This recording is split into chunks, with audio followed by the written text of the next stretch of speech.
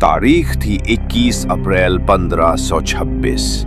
हरियाणा का पानीपत इलाका, वही जगह जहां भारत के इतिहास ने एक नया मोड़ लिया।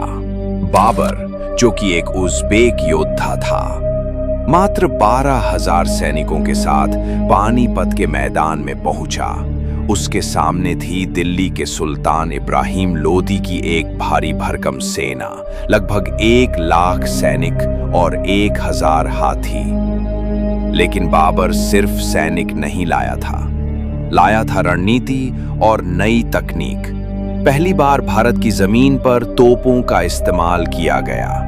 ये आवाजें इतनी तेज थीं कि इब्राहिम के हाथी बेकाबू हो गए, अपनी ही सेना को कुचलते हुए भागने लगे।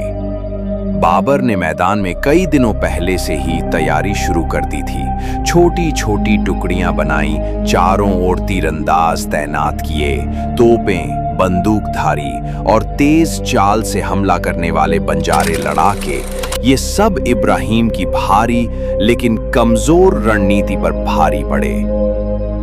इब्राहिम लोदी को यकीन था कि संख्या ही जीत दिलाती है, लेकिन यही उसकी सबसे बड़ी भूल थी, क्योंकि सामने बाबर जैसा योद्धा था जो तैमूर लंग और चंगेज खान का वंशज था।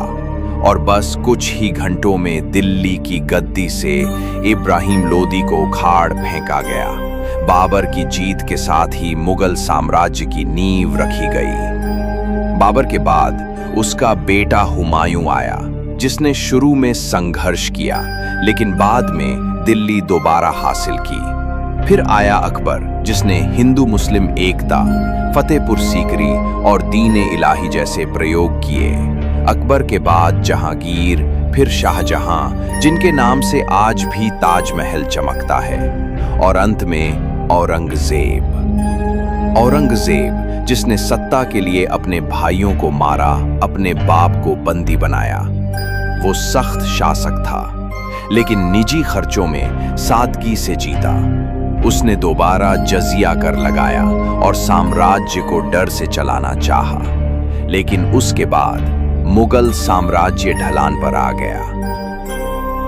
तो दोस्तों, बाबर की पानीपत की जीत केवल एक जंग नहीं थी,